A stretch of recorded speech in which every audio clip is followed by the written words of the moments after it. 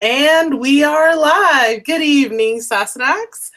This is Fumbi here with Katie, and we're both from We So Nerdy, and we're back again this week to talk about tonight's new episode of Outlander, The Doldrums. And it was a really good episode, so we're excited to talk to you and to talk to each other about everything that happened tonight. How's everything, Katie? How's it going? It's so good. I loved this episode. I thought it was really great. I was kind of nervous considering how the last episode ended about how everything was going to go, but I'm excited, and it was a good episode. It was very good, in my opinion. I agree. It was a good episode. So just only one reminder before we go ahead and dive into the stuff that we want to talk about tonight. And that is our full recap of the Doldrums is now live on the site. So the link is down below. Go take a look. It has 3 new clips from the episode that you can watch, as well as a new image of Fergus and Marsali. So definitely take a look at that when you get a chance, and leave a comment and share what you thought about the episode with us. Okay, so this week, Jamie and Claire left Scotland. They left Scotland for the West Indies, and this signified a change, and it's a change that we picked up right from the very beginning with a new version of the Skyboat song intro. And I loved the first time Katie and I were actually watching it together, the first time we watched it, and that song started, and I was like, what is this? Like, Bear McCreary put a little seasoning and spice on the Skyboat song, like all these hot beats. I loved it so much. What did you think, Katie? I loved it. It was fantastic. As we were watching it together, I was like, this is a new intro. This is different. This is so different. And it was, I loved it. I loved the way he changed the song. And I love that every time they go someplace else, like when they went to France, it changed there, and now they're going to the West Indies, and it's changed a bit there, and wherever they go to, it gets a little bit of that culture and feel.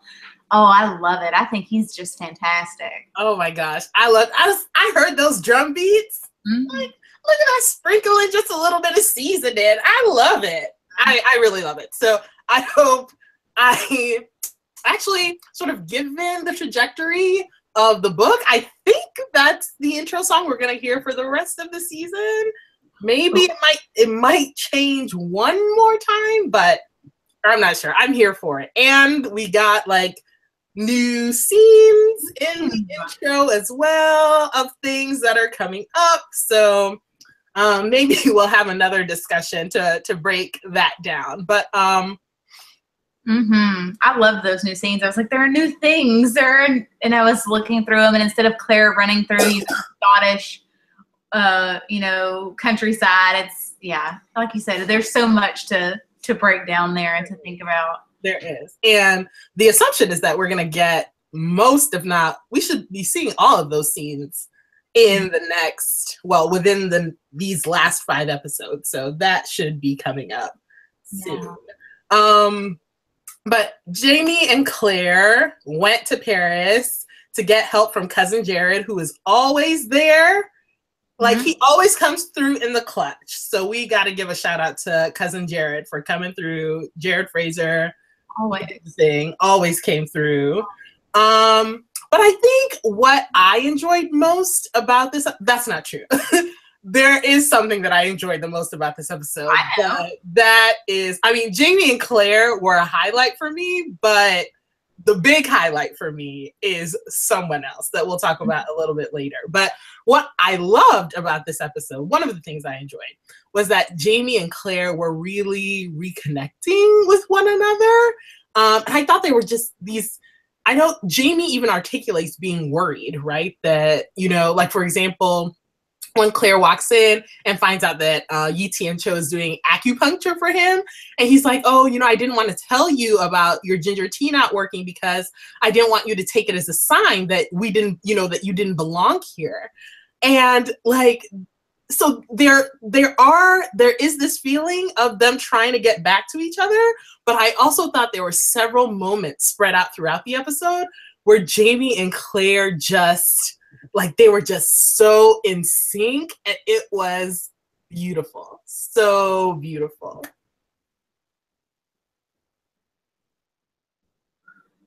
Yeah, I'm sorry, you like froze a little, and I was sorry. No, it was probably me. No, you're so right. I loved watching them kind of like when they got on the boat and they're he's kind of holding her, they're standing beside each other, and he says something to the extent about he's already kind of sick seeing Scotland fade into the distance, and so there's all that happening. But they kind of talk to each other and they connect a little bit, and it's really sweet. And I was looking for this. I was looking for this side of them coming back together. And, things pop up that are unexpected. But, like, one of the things that we have is about how Jamie wouldn't sell Claire's clothing. Oh, my gosh, I'm so emotional about that. And she's kind of like, why wouldn't you sell these things? They're worth a lot of money. They were her nice, beautiful dresses that she wore in Paris. And he's like, sell them, memories of you? Never. And I just melted into a puddle. I was just, Jamie. I know. Like, Jamie. Like, how can I stay mad at you when you say something like that? Exactly. But, so there was that moment. I thought that moment was so lovely because because you can almost put yourself in his shoes, right? That he doesn't believe he'll ever see her again. So he has to hold on to all that he has left of her, and all that he has left of her are, is this trunk of her clothes. So the idea that he would part ways with these items, never. Like, just as he said, never. I loved it. I did. I loved that part. And that made me emotional because Jamie did hold on to things. Like, even when he didn't have hope, he still wanted to have that memory of her because that was all he had. Yeah. Clothes were all he had. Yeah, that hit me right in the heart. That was a good scene. That was a good scene. There was the other scene that comes to mind is the scene where they've lost the wind, and that night Jamie is on deck and he's looking at the moon, and Claire comes to meet him, and they have like that, what I'm calling it, like a good night moon moment. Mm-hmm. And I could stare at that screen cap. I could just sit and stare at that screen cap. It was so just so beautiful. It was that one got me so hard. I was just, it hurt because you have Claire who has, left Bree, and she's come back to Jamie, and we haven't really seen Claire, express her grief of not being with her daughter yet, because she's been, with Jamie and trying to work that out and dealing with being apart and coming back together, and then his, sort of anger and resentment over not raising his daughter. And I don't think she wants to put any of her troubles out to him yet because he's working through stuff.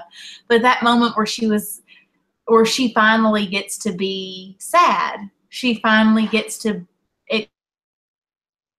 express emotion that she misses her daughter. And I used to read this to Bree, and she knew every word and anyone who's ever read Goodnight, like, oh my gosh, mom feels, and just, I was just like tearing up, that one hit me hard. Yeah. Well, I think so.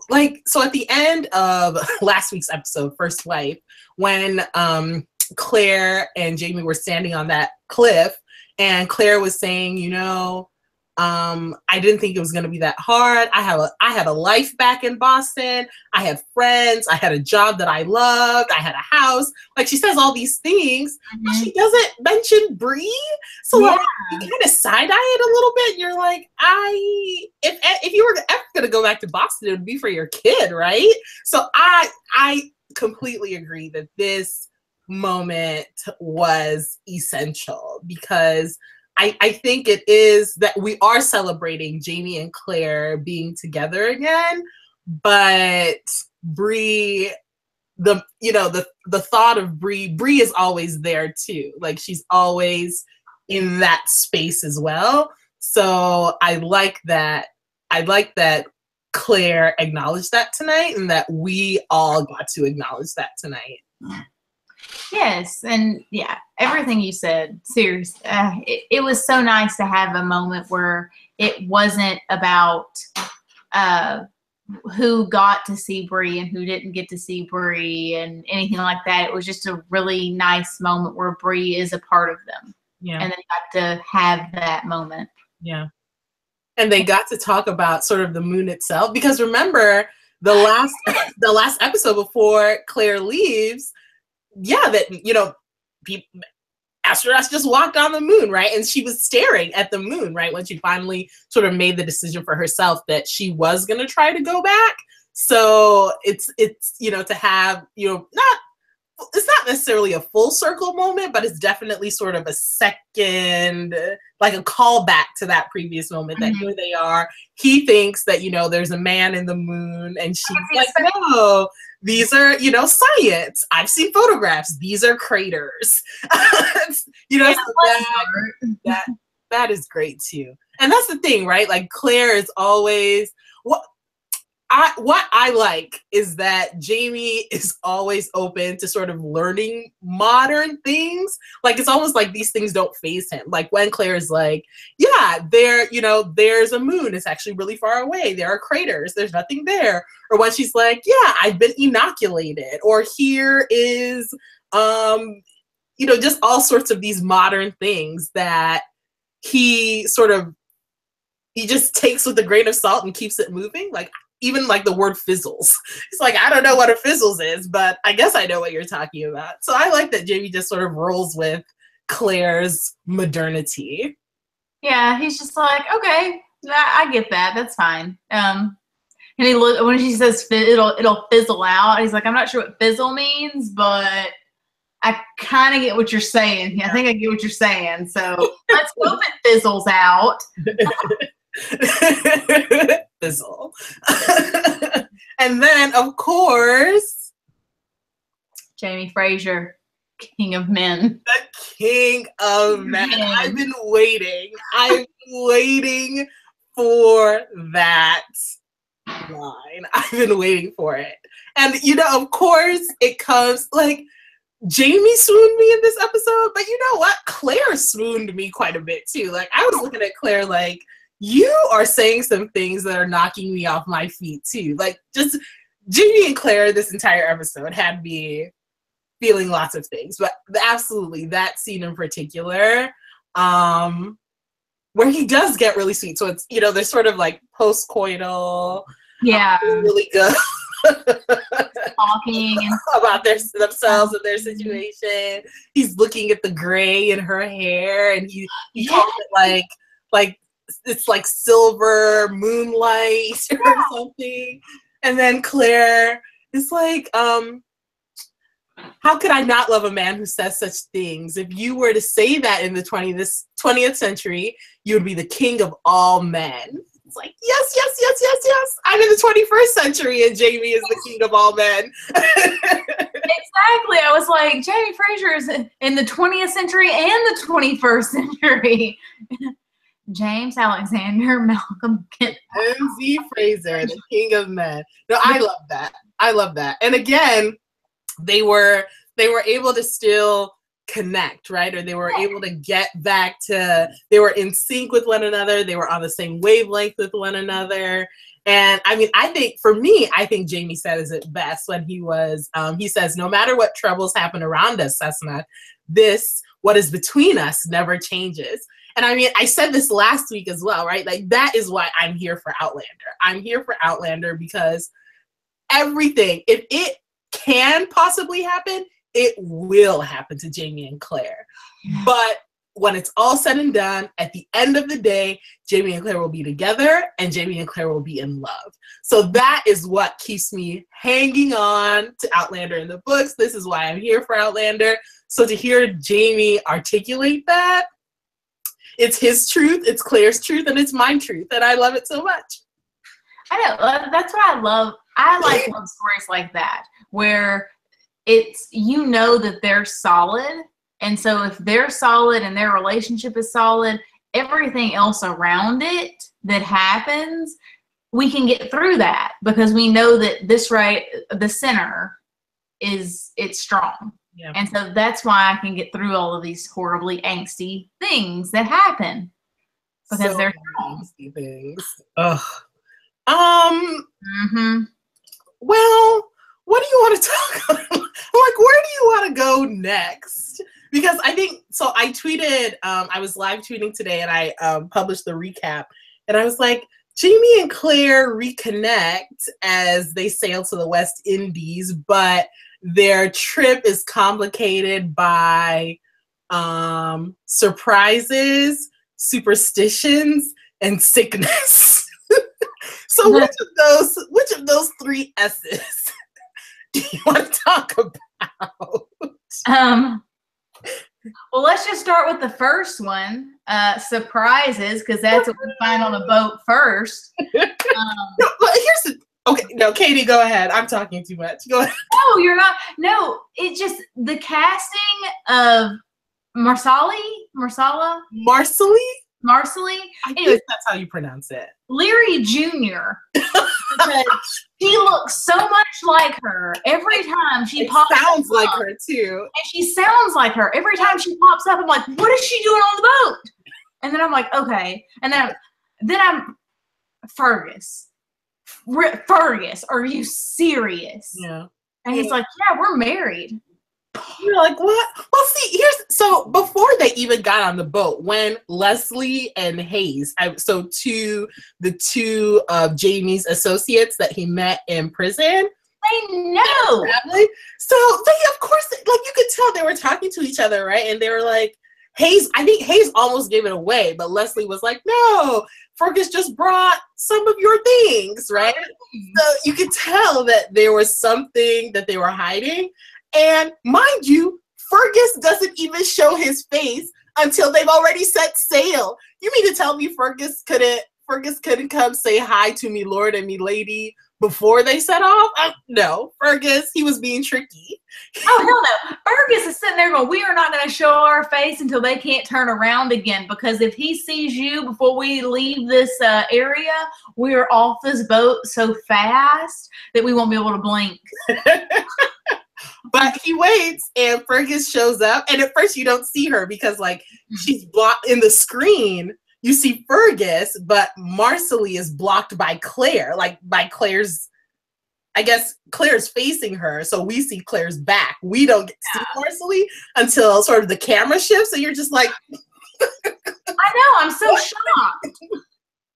Because like I said, Leary Jr., it takes me a moment to realize who it is, and I'm like, Fergus, you did not do this. But Fergus did do it. And apparently they've been courting with one another for almost a year in secret.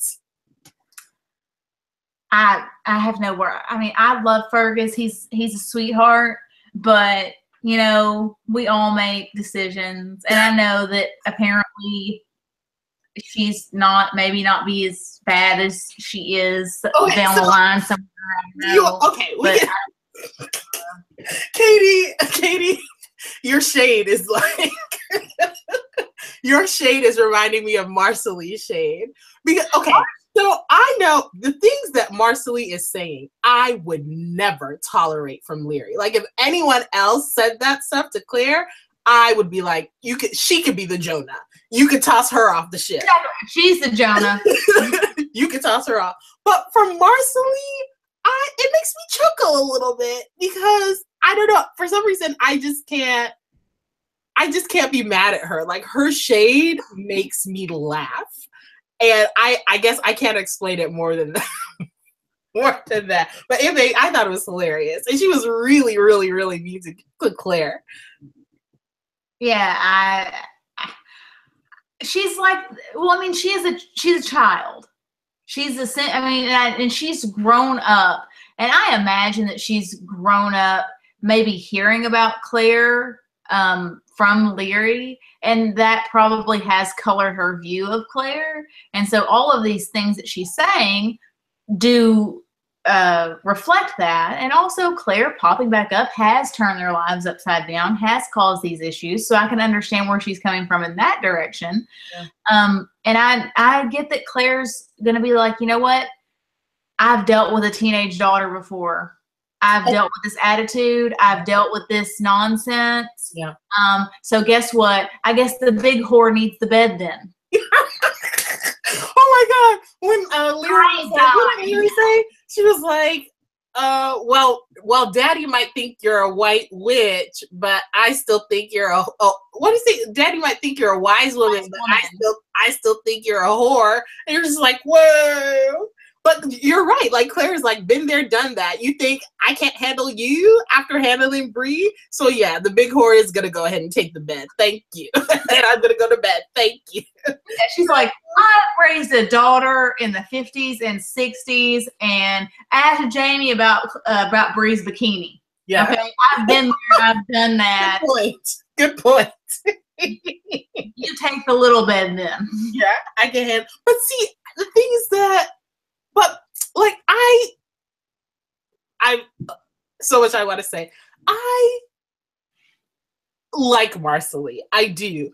And maybe it's probably because like book stuff is informing like my perception of Marsali right now. But even in tonight's episode, like I like how she was willing to stand up to Jamie. And like when Jamie was like, yeah, you can get off at the next port. And she was like, well, look, I'll just tell everybody that he's already slept with me. So either I'm going to be married or I'm going to be ruined. You can decide, right? Like she just shuts it down. And even when Jamie is like, Fergus, you have to tell Marsali about all, your past women. And she's like, and he does, and she's like, look, I'm not that naive, but the thing is that we want to be together now, and that's what matters. So I respect that. I think she has an earnestness that Leary does not have. Like Leary, you cannot trust Leary's word. Leary is going to say and do whatever Leary needs to say and do to get what she wants, right? Like she is very manipulative and always has been. Yeah. But Marsali is not like that in my estimation. I think Marsali is very forthcoming. She's very earnest. And I think Marsali genuinely loves people in a way that I don't think Leary does. So these are things that I see in her that endear me to her even already, not to talk about, what happens later on that causes me to love her even more. So I know that she was so shady towards Claire tonight, but it just made me chuckle. Oh yeah, I laughed. I thought it was funny. I think that the more time that she spends around Claire and she sees the kind of person Claire is, because we even got to see a little bit of that tonight, where Claire pulls Jamie to the side and kind of tries to get him on their side. And she's showing her, I can be, your ally. I can be someone that you can talk to and depend on. And I know you might not care for me now, but I'm not here to double cross you. Yeah. Yeah. No, I think you hit the nail right on the head. I think it's exactly as you said. Like Marsali's current sort of perception of Claire is very much filtered through that of her mother's, and maybe even that of Jenny too, because Jenny wasn't that nice to Claire. So I think you're absolutely right that as Marsali and Claire do get to spend more time together, that I think their relationship might change. I think you're right. But talking about Jamie, so tonight's episode was called The Doldrums. So when I first found out that episode, I have to make a confession to you guys, our friends that are watching. I had no idea what Doldrums were. So I went to Google and I Googled it, and it's like, stagnation, you're not moving, you're sort of stuck. And I thought that really described, in some ways, that described Jamie tonight, especially when it came to his perception of Fergus and Marsali's relationship. Like, he was just not willing to budge. Like, no matter what Fergus said, no matter what Marsali said, no matter what Claire said, Jamie was just like, no, I can't bless this marriage. Yeah, I don't, and I get it. I get that Jamie probably is, blindsided by this, and he doesn't want to have to deal with Leary when she finds out about it. And so if he blesses this marriage, then that's just going to be more drama from Leary. But at the same time, Jamie, I don't understand. I mean, you're stuck on a boat at this point. Like, you're going to the West Indies. You're going to be gone for months. Are you really going to keep them apart for this entire time and not let them consummate this marriage? How are you going to prevent this from happening? And she's already on this boat to Jamaica. Like, she's not going back to Scotland and being like, oh, well, it was never consummated, and people are going to believe that. Oh, that's true too. Well, I mean, what Jamie tries to do is to bunk with Fergus and have Claire when he said that, Claire was like, what? Like, you could just hear Claire doing that. Like, what are you talking about? We've been apart for 20 years and you're going to ask me to, like, spend these 6 months on a boat, not in a bed with you? It's like, Claire was not happy about it. And she definitely spoke up about that. But, I mean, I think, so in the books, they don't mention it in the show. And I wonder if they haven't yet and they plan to, or maybe they're just going to brush this under the rug. But in the books, I think Fergus is like 30 and Marsali is maybe 16. Yeah, that's problematic. So in the book, there is a big-ish age difference that they haven't mentioned really in the show or highlighted in the show. But that, I mean, if I were Jamie, and that would definitely be something that would, cause me to be cautious as well, because it's like Fergus has been in the world, right? Ever since he was a young kid, Fergus has been out here in the world, and he's an older man. And Marsali, she's just been like outside Lollybrock, like living with her mom and her sister, like this very sheltered life. So the idea that they'd be courting in secret and there's this huge age difference, like, I actually get some of what Jamie is concerned about. But again, they don't bring that up in the context of the show. They don't, and I think that's probably pretty purposeful that they don't bring it up. Just because, it is very problematic. But we know Fergus, the last time we saw him at Culloden, and, when he was younger, or Claire saw him at Culloden, and then we see him whenever Jamie gets taken away the first time. He's older. He's in his, 12, like teens almost. Time has passed. He's old.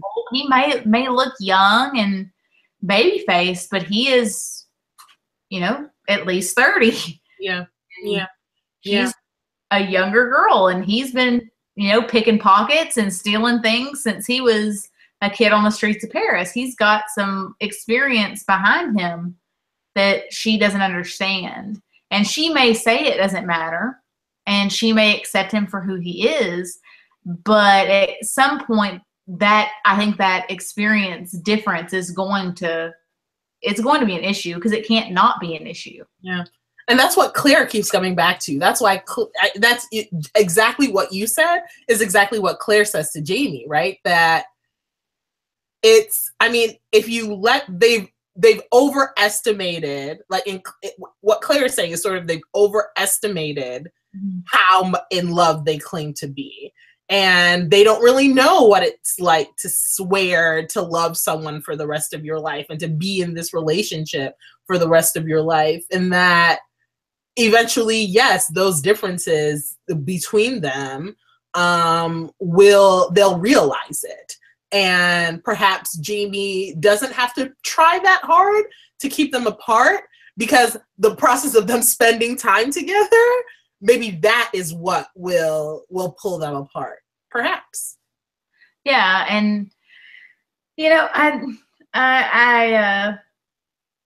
know that I think the age difference things has been something that's popped up, you know, before, especially earlier this season with Geneva and being forced to marry off this older guy. But I think with that instance, Geneva was a little bit older, and she knew what was expected of her due to her birth and her lineage, you know, her lineage and things like that. And she took control of that and had that agency. I think Marsali is just a little bit idealistic right now. And I'm not saying that they shouldn't be together and that they won't have a happily ever after, because who knows? And I guess we don't put modern things on something that happened 200 years ago. But at the same time, you can't dis the fact that your age does have different experiences that follow with it, and sometimes those issues that you have to work to get past. And so, yeah, that's where I stand on that. There could be some issues. Sure. Well, I'm reading some of the comments in the live stream, and something that Barbara WMs has said stood out to me, and I wanted to read it. She says, back in the day, those kind of age differences were no biggie. My great-grandma was only 15 when she married. Her husband was in his early 30s, and they were happily married too, Barbara WM says. And they also, I think her, Barbara, Andrea, Kislina as well, also talk about how Jamie and Claire themselves had an age difference. It wasn't as big. Jamie was like 22 or 23, and Claire was like 27 or 28. So that is something to think about also. And I don't know where the show is going to take it or how the show is going to tackle the age thing. They might not tackle it at all. They might not mention it. But I don't in any way perceive Marsali as being taken advantage of. That's not something that I perceive in her relationship with Fergus. Those of you who have watched the episode can sort of share your thoughts on it, but it seems to me that they're, well, sort of given the time period, as equal as is typically done in a relationship or in their relationship. So she very much wants to be with Fergus. I don't think he's sort of pressured or manipulated her in such a way, but I do appreciate Jamie saying, look, you have to be honest with her. You can't have any secrets with her. Which is super ironic coming from Jamie. Don't have secrets, Fergus. And Fergus is kind of like, literally gave you that advice. And you didn't take it, and look what happened. You're right. You're right. You're right, Jamie. But the thing is that, but even Fergus admits, right, that I didn't tell you, right? Like, I didn't tell you, me lord, about this for the same reason you, me lord, didn't tell me lady about Leary. And that is, you know, I was a coward. So, I mean, the connection between their situations is, it does come out. It is made. But fair point, well made, Katie. Yeah. Well, Some hypocrisies there. Just a little bit. And I think that there is a part of Fergus who did not get to have a childhood, who did not get to have a soft, comforting place. And Marsali can offer that for him. She accepts him for who he is, and she offers that comfort, which he needs, honestly. I mean, Fergus deserves happiness. Yeah. And I think probably growing up with a mom like Leary, Marsali, she knows what she knows what she's got going on. And she's probably going, I'm not going to do that. I'm just going to take the opposite direction. Yeah. And so they're going to be good for each other. And they probably won't hit on the age difference in the show. I seriously doubt they bring it up. We'll see. But the thing is that if they haven't brought it up by now, in like tonight, I don't see where they would bring it up. But Fergus, I said, you know, Jamie was swooning me tonight. Claire was swooning me tonight. Fergus swooned me too. Like in his conversation with Jamie, when Jamie is like, you know, my marriage with Claire was different because, we were forced to get married. And then Fergus says, me lord, you forget. I know your story. If you were forced to wed, then I am forced to breathe. My heart, it is forced to beat. You yourself had told me you wanted her more than life from the moment you saw her. You didn't need time, nor do I. She's like, oh, Fergus. I know, right? You go on, Fergus. Okay. But Jamie's still like, nah. Jamie's like, nah, that's not how that works. That's not how we're not, no. That's not how it's going to go down. But I still thought that was a very sweet sentiment from Fergus. It swooned me. It did. It swooned me. I'm sitting here going, if he said that to Jamie, like, what lines has he been laying down in letters or notes or in person to, really know? I bet it has just been, this beautifulness. I know. And we'll see. We will see how they tackle the Fergus Marsali relationship. But I look forward to it. Let me say that. Let me just phrase it that way. That I look forward to seeing how their relationship grows on the TV show. Yep. I'm here for it. It's gonna be good. So I now want to talk about my number one favorite part of tonight's episode, which might not be others, and that's okay because we all like different things, and that's okay. But for me, my number one favorite thing about tonight's episode was Tien Cho. Team Tien Cho. I love him, and I'm literally just going to spend like the next 15 minutes just flailing all over Team Outlander for this, because the way the writers, I think tonight's writer was Shannon Goss, I think is the writer of tonight's episode. And I just honor her. I thank her because the way that Tien Cho's story was elevated, the way his character was elevated in tonight's episode is something that I am so grateful for. I loved it. I loved it so much. And it was my absolute favorite part of tonight's episode. He was so fantastic.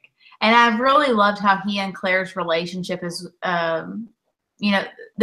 are friends and they have that bond and that connection.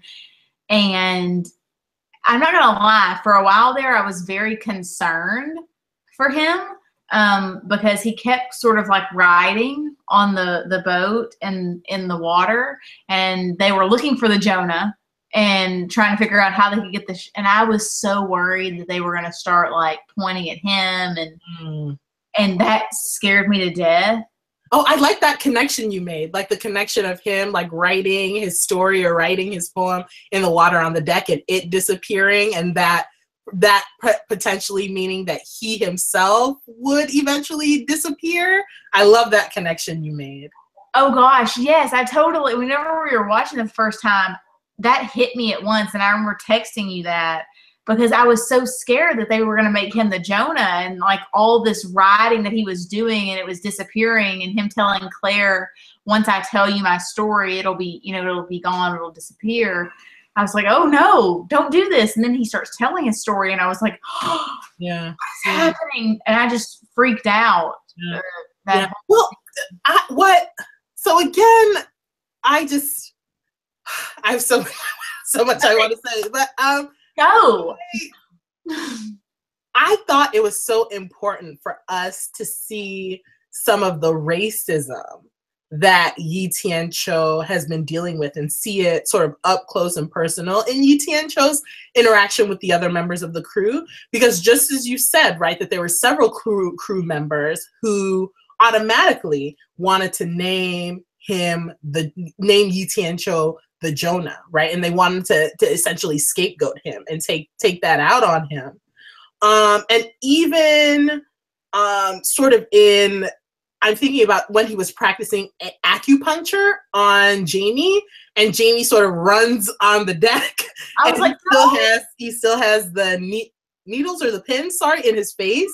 And Tien Cho was like, oh, this is sort of a Chinese remedy for seasickness. It's very healthy. And like everyone else is side-eyeing Tien Cho. And I'm like, you better not side-eye Tien Cho. You better back off, right? But even sort of this presumption of suspicion, right? That he, by virtue of being different, that he is suspicious somehow. Mm-hmm. I thought it was really, really important that we get to see Tien Cho experiencing that.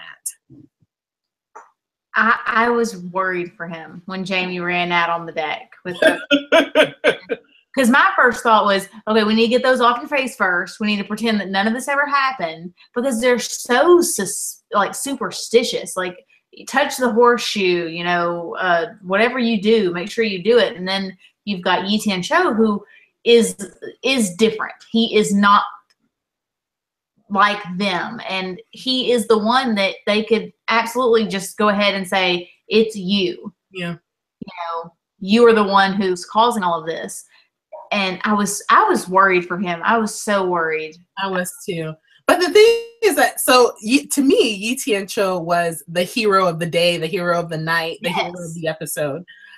He was the hero of the episode because he saved Jamie with his acupuncture. Oh, yeah. Jamie was just gonna ride it out drinking this ginger tea, and Tien Cho was like, look, if you don't do this, you're going to keep retching, and it is going to cause really bad muscular damage, potentially to your man business. Yes. Let me help you, right? And it works. So that is like, he is a hero for that. But when the crew has decided that Hayes is the Jonah, and they have essentially chased Hayes up the mast, it's Tien Cho that again saves the day, right? Because he's so observant. He notices the seagull, right? So we, the audience, notice Tien Cho noticing the seagull, right? And that something has shifted in the air. Literally, something has shifted, right? So Tien Cho is thinking to himself, I need to buy time. How do I buy time? Well, this is it. It's time for me to tell my story, and it's time for me to let this story go. And it's so beautiful.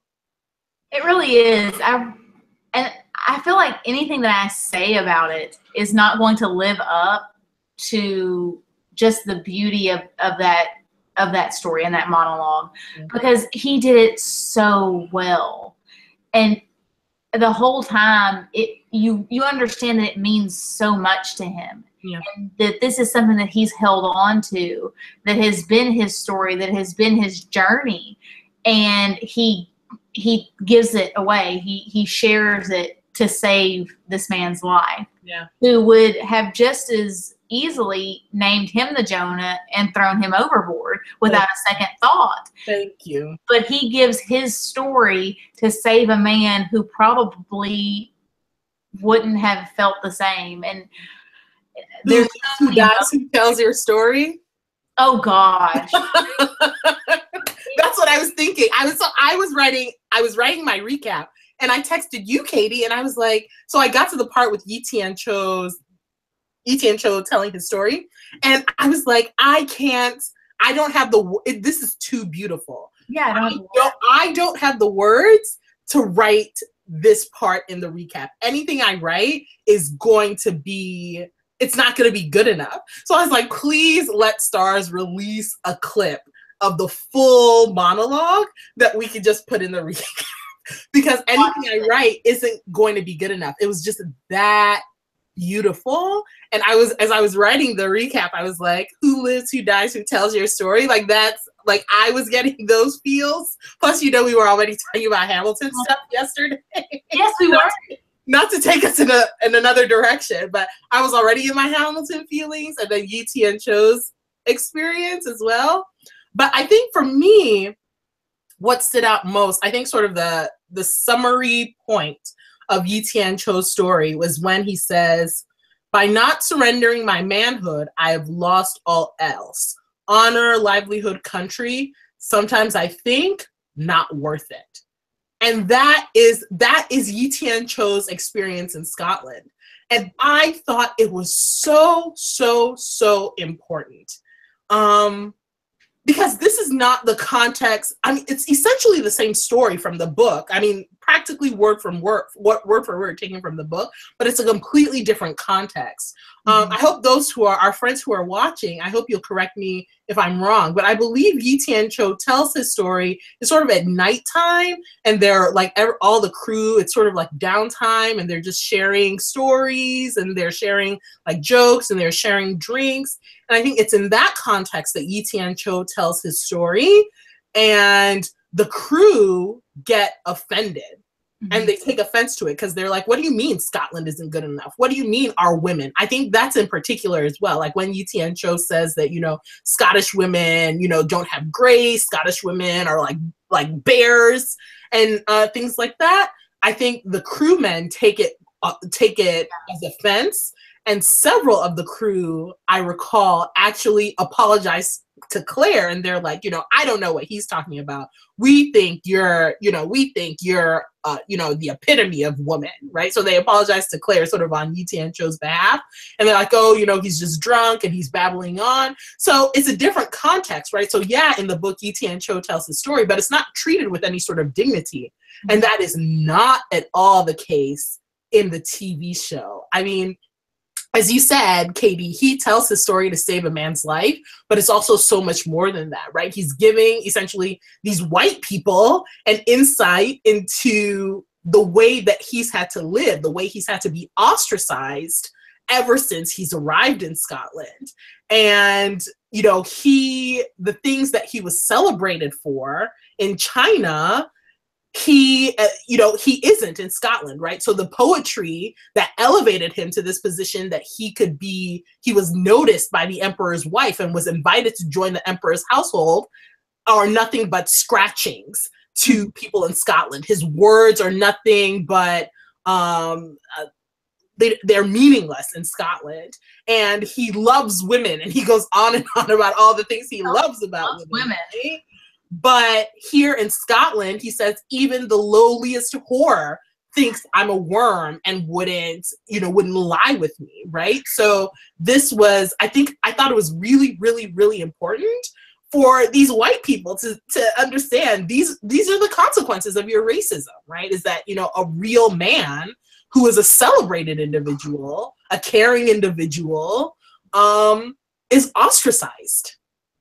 And it's his opportunity to really humanize, because they don't see him in this way. They don't see him as a person. They don't see him as someone who has these feelings and emotions and desires and motivations and creativity. Himself to these men who don't see him as human. They see him as beneath them. Yeah. And there's so many layers to that entire scene. You can just peel it apart. And if they had done it how they did it in the books, how you explain, I would have been so devastated, because that he deserves so much more dignity than that. And I think that scene gives him that finally, and gives him that opportunity and that space and that platform to do what he's wanted to do. Yeah. And then he just papers go. Exactly. Exactly. And that he told his story, and he is, just as you said, Katie, he's able to let it go, and he sends those pages flying, and they're flying on the wind, right? And that scene, that action completely flips the situation, because now the wind is back. Now we don't have to worry about trying to throw a man overboard, trying to find a Jonah, trying to scapegoat somebody. We have work to do. We can get the ship moving. It starts raining. We can collect water. Everything's good now. We're back on track. And it's like, Hayes comes, and he sort of in his own way thanks Tien Cho, and like Claire thanks Tien Cho. And if you look down, right, remember Tien Cho was writing, like right before he rang the bell to start telling his story. He wrote in those brush strokes on the deck.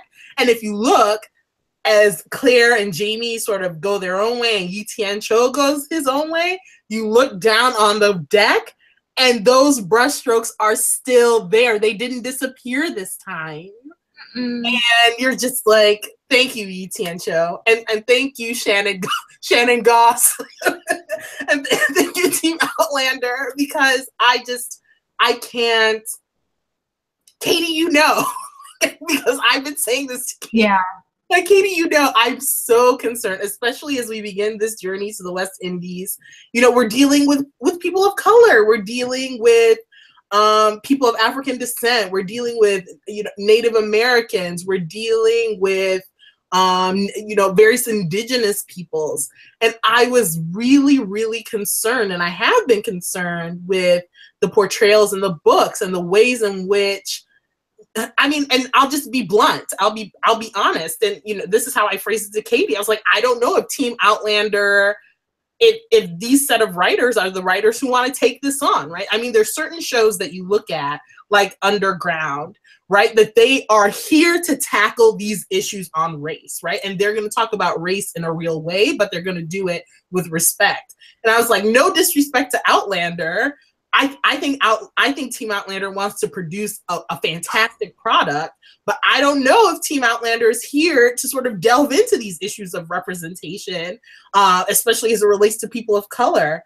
But what I can say is that I've been really, really impressed with their treatment of Tien Cho, and so grateful, and it actually instills quite a bit of confidence in me as we move forward, as we get to Jamaica, as we get to the West Indies, etc. So I'm grateful, and I'm feeling good. And I mean, I really sincerely hope that they do take it on and they do handle it in a way, and as opposed to kind of glossing over things, use this as an opportunity to use the platform that they have to talk about those things and to kind of get into them. And I love the way they did kind of treated Tien Cho. I love the idea, or I love that Bear McCreary has taken the culture that we're going into and put that into the music, and has done that in a very unique and great way. And so I hope, and I know that you're hoping, and so my hope is like doubled for your hope that this continues on. Absolutely, absolutely. But as I said, I'm feeling good. And Tien Cho, his story and his treatment was my absolute favorite part of tonight's episode, in a fantastic episode. I mean, I would say overall, this episode was great. And it wasn't until the second time I watched it that I was like, you know what? This episode is really, really fantastic. It's tough because you think about this journey from Scotland to the West Indies I've been saying it's 6 months. I think it's 6 months. Hopefully someone will please correct me if I'm wrong. But it's like, how do you take this period of time? How do you take this, these series of pages? I think it's like maybe 12 or 13-ish chapters in the book. And how do you sort of condense it in a way? How do you adapt it in a way that includes the highlights without dragging? And I think the Doldrums did it. So Shannon Goss, yes, snaps for you. You got it. I mean, I thought tonight was fantastic. Oh, I did. Yeah, everything you said, it was great. I can't imagine reading 12 or 13 chapters of No Wind. Because I'd be like, oh, come on. But we did it. We did. Yes, you did. And so, like, the Doldrums, this stagnant, this is it. And now we'll move on because we've got the wind back. You got the wind back. We've got to go looking for Claire now. Oh my gosh. Because apparently British people, they just take what they want and they're like, they'll follow us. We're going to the same place. It'll be fine. British captains are forever kidnapping people and taking things that don't belong to them. Like this young man. He is a baby kid. And I was just looking at all his like fellows, like Mr. Pound or whatever. I'm like, Mr. Pound, is this kid more than 12 years old? Like, what do you exactly? I was like, I have seen that child. He is like 13 years old. He's like, follow me. I was like, this is a little boy who was helping in the kitchen, and everybody else died. And it's like we are now at the bottom of the barrel. And and you are also now the authority on the porpoise.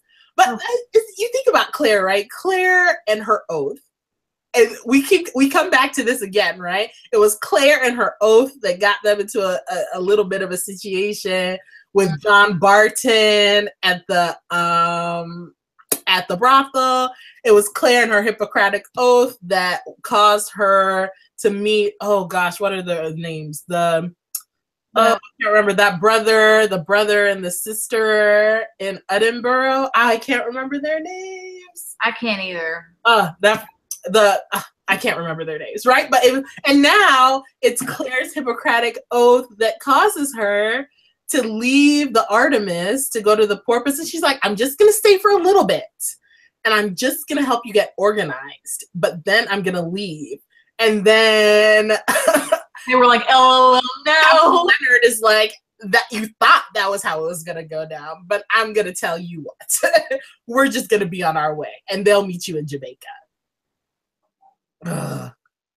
British captains, do better. I mean, at this point, like, get a piece of paper. I mean, they done told you that there was a rash on the stomach and all this stuff. So just get a piece of paper, write some directions down, be on your way. Yeah. But I mean, you don't have to. I guess superstition. I think perhaps it comes back to that superstition, right? Because I guess Captain Leonard is in a situation. It's more than superstition, right? He finds himself in a situation that he wasn't expected to be in, and he's like, if we don't move and this thing keeps spreading, we might not be alive. Mm-hmm. So we need to go. We need to go. Time is of the essence. And Claire even tells him, right, that time is of the essence as well. But Jamie, like, we look at Claire's face as the porpoise is pulling off. So we see Claire's agitation, but we haven't seen, well, we see Jamie's agitation in the preview for next week, but you can just imagine Jamie, right? That as the British man of war, as the porpoise is like pulling up, you can imagine Jamie is like, Clara, like the way he calls her name, and he's just like, what's going on? What's going on? So that is going to be interesting to see as well. Yeah, these people. What is really going on? I feel like Jamie and Claire are like, I've had enough of all this sailing. I know, right? Like, I'm tired of this. Can we just find Ian now, please? Although, can we just talk? I just want to mention something really quick. And that's, so thinking about Captain Rains and his superstitions. So when he was like, by all rights, you and Mistress McKinney should be bare-breasted to calm the waters, but the naked lady on the bow bares her breast, so you don't have to. I was like, number one, Captain Rains, you're a pig. Yeah. But number two, the more you know. I didn't know that. And it explains so much, right? Like, you think about all these ships and you notice that hanging from them are these like naked women. And that makes sense, right? Because it's part of the superstition that if the woman bears the breast, it'll calm the waters and it brings good luck for a safe voyage. And I was like, oh, I never knew that. But now I learned something interesting, even though Captain Rains is a pig. So I just wanted to mention that really quick. See, and it just proves that, like, for the last, several hundred years, men have used excuses like this to get women to show them their boobs. Because they're like, hey, if you do this, it'll calm the waters. And so all this tells me is that these men have done this for hundreds of years. There's always been this like underlying just, yeah. Oh, gosh. Like, no, sir, you did not. Just pass the potatoes and shut up. No, seriously, right? Like, why did you even ask me to come to dinner? Yeah. Captain Rains, he was a character. And you could never, like, his entire, like, yeah, they can do whatever they want, just as long as they don't mutiny against me. They could grab a man and throw him off board, just as long as they don't mutiny against me. And you're just like, is that really sort of the standard? He's like, I just really don't want to die, so we're just gonna let them choose whoever they want. Yeah, like that's and even when the crew is like calling for Hayes to jump, and Claire tells Captain Rains, he's like, you need to do something. You need to calm these men down. And he's like, well, as long as they don't mutiny, that's just how it's gonna. I know, he's like the most like quoting Shakespeare left and right. Sit down, sir. Have a seat. I mean, is it just me, or is Captain Rains a little psychotic? I mean, he's a little off.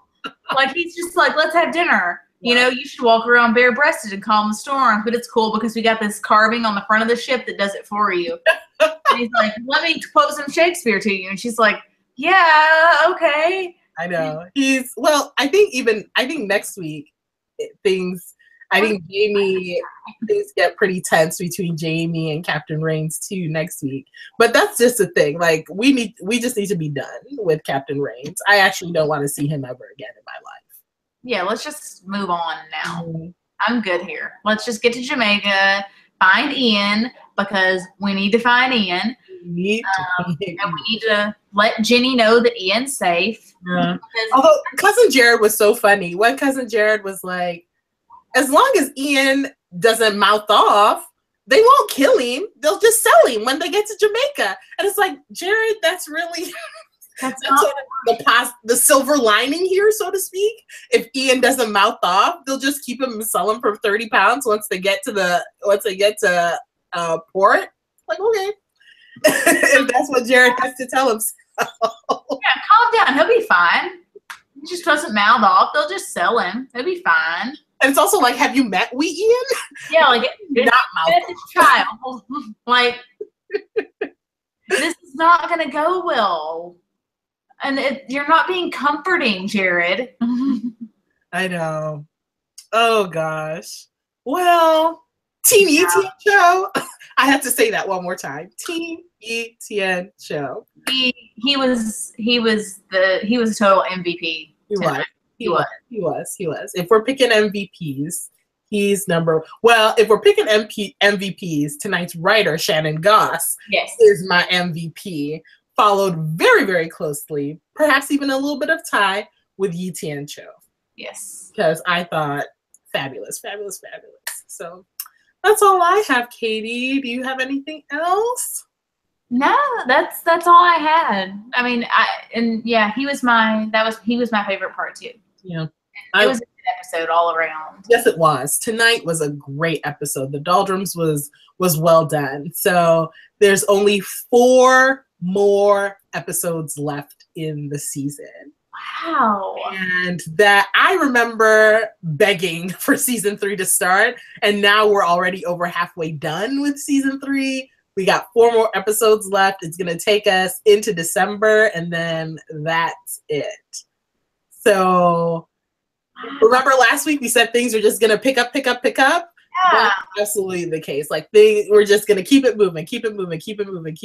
But that's a good thing. But I'm happy with the way tonight went, and I'm very much looking forward to the remaining 4 episodes, especially if they keep on using that spicy sky boat song intro. I wish I had it playing so we could like sort of I love it. Dance our way off the yes. videos. I loved it. It's so fun. It was good. So thank you guys. Thank you guys so much for watching us. We wish you a very good week. And please share your comments with us. Please take a look at our recap. Please find us on social media. Chat with us. Let us know what you thought about the Doldrums. Did you love Tien Cho as much as we love Tien Cho? Share your comments with us. And we can't wait to see you again next week. Have a good week. Bye, guys. Thank you.